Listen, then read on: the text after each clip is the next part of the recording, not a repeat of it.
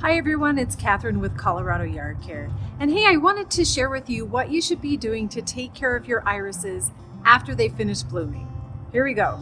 So this is an iris plant that has actually finished blooming for the year, and now you can see it's got all of these spent flowers on the stalks that really are not adding any beauty to the plant, and in fact they're probably detracting from it.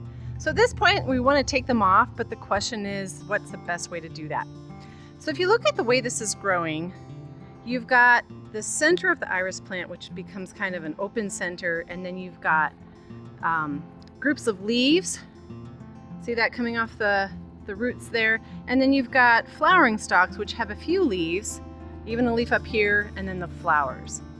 So if you actually just come in and cut off the stalk like this, you're left with kind of an awkward looking stub that's actually going to turn brown over time, and that's not going to actually be very attractive for you.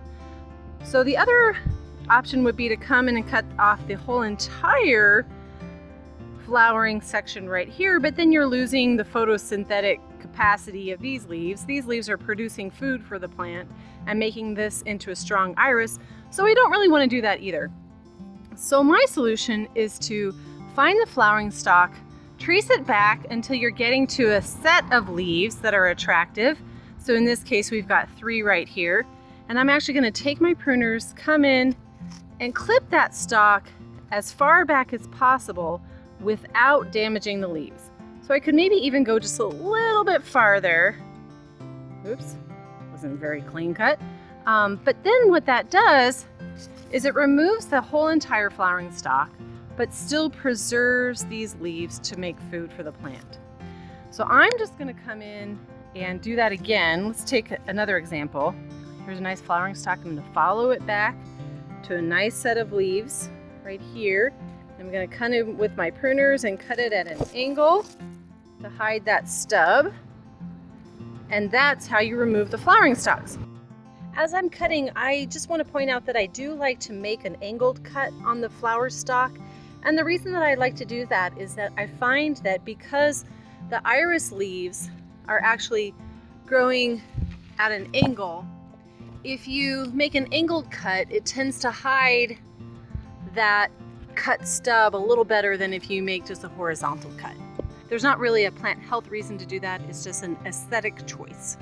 Now, one thing you're going to notice is that down in here there's a bunch of leaves that turn brown. This is normal. What happens is that irises, the way they grow, they produce their new leaves inside of this fan, and the oldest leaves wither over time. And so you can just come in and pull these off, and that will also clean up the appearance of your iris plant. Another thing that you'll notice about iris when you get in and start maintaining them is that you'll notice that they start to develop these brown tips to their leaves. And usually this isn't a disease issue. What it is it's just these leaves starting to age, and they start to die back from the tips all the way into the bottom of the leaf. And so see, this one is starting to die back about halfway. So if you've got an event in your yard or you want it to look really tidy, what you can do is come in with your pruners and just clip the brown portion of that leaf off. So I like to come in about a 1/2 inch into the green and cut that off, and you can see how it just removes that yellowish brown portion. It's not really doing anything to improve the health of the plant, but it is making it more tidy. So I like to make that cut diagonal so it's less visible. It looks a little bit more naturalistic. So let me go ahead and do this, and I'll show you what it looks like after I'm done. So these are what my irises look like after I finish deadheading them. So as you can see over here, there's all the spent flowers. I've also removed a lot of the totally brown leaves and cut off some brown leaf tips. And that will keep your irises looking tidy, beautiful, and fresh in your landscape for the rest of the growing season. So that's what you need to do to take care of your irises after they finish blooming. Thanks for watching, and I'll see you next time.